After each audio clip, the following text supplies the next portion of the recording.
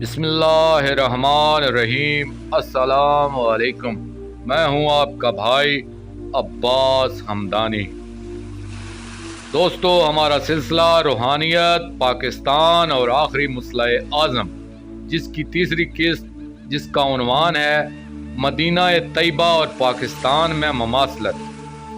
دوستو، اسلام میں مدینے کے بعد دوسری ریاست پاکستان ہے جو اسلام کے نام پر معرض وجود میں آئی اور جس میں ایک بہت بڑی ہجرت ہوئی، جس میں خون کی ندیاں بہائی گئی ہیں۔ مدینہ سے مماثلت کا معاملہ صرف یہیں تک محدود نہیں ہے، بلکہ مدینہ کو اس وقت کے یہودیوں اور بت پرستوں سے خطرہ تھا، اور پاکستان کو بھی اس وقت دنیا کے یہودیوں اور پڑوس میں رہنے والے بت پرستوں کی ریاست ہندوستان سے خطرہ ہے۔ مکہ کے مشرکوں کی مدد بھی یہودی کر رہے تھے اور آج کے مشرکوں کی مدد بھی پاکستان کے خلاف یہودی کر رہے ہیں۔ مدینے کی بھی اس وقت کے مشرکوں سے 3 جنگیں ہوئیں اور چوتھی جنگ میں مکہ فتح کیا گیا تھا، اور پاکستان انڈیا کی بھی 3 جنگیں ہو چکی ہیں اور چوتھی فائنل جنگ ہوگی۔ شاہ نعمت اللہ ولی رحمت اللہ علیہ کی پیشگوئیوں میں یہ بات ملتی ہے کہ آخری جنگ فیصلہ کن ہوگی، جس میں پاکستان خیبر پختونخوا اور اٹک تک پنجاب کے کچھ علاقے کھو دے گا، لیکن بالآخر مسلمان جنگ جاری رکھیں گے اور انڈیا مکمل طور پر مغلوب ہو جائے گا۔ دوستو، روحانی بزرگوں کا پاکستان کے حق میں کافی کردار ملتا ہے۔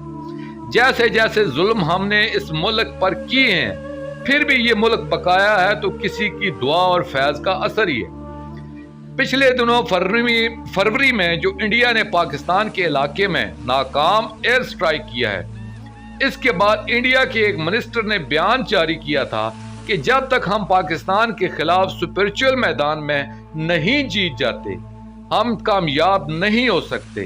اس پر انہوں نے انڈیا کے 300 کے قریب روحانی پنڈتوں کو ہائر کیا کہ کوئی روحانی گیم چلاؤ، اور ہمارے ایک دوست بتا رہے تھے کہ مگ طیارہ کمپنی والوں نے انڈیا کے خلاف مقدمہ کرنے کا فیصلہ کیا ہے کہ انہوں نے یہ بیان کیوں جاری کیا ہے کہ طیاروں کے نشانے ٹھیک نہیں ہیں۔ دوستو، مدینہ کا مطلب ہے مرکز اور مدینہ طیبہ کا مطلب ہے پاک مرکز، اور پاکستان کا بھی یہی مطلب ہے۔ اس جگہ پاک زوات رہے ہیں اور یہاں پاک زوات نے آنا ہے۔ پاکستان میں صاحبان مزارات کی ہسٹری پڑھیں تو متعدد بزرگان کے بارے میں ملتا ہے کہ وہ ہجرت کر کے اس لیے آئے کہ آخری مسئلہ اعظم نے یہاں آنا ہے، اور وہ بزرگان اپنے اپنے دور میں اس ذات کے لیے راہ ہموار کرتے رہے۔ آگے دوستو ہم بات کریں گے کہ دنیا میں جنگیں جو ہوتی رہی ہیں اور خاص کر 20ویں صدی میں اس کے کیا نتائج برآمد ہوئے اور اس کے پیچھے کیا روحانی مقاصد تھے۔ اپنی قیمتی رائے اور مشوروں کا اظہار ضرور کیجیے گا۔ دوستو، آخر میں اپنے پاک شہنشاہ کی بارگاہ میں دعا کریں گے۔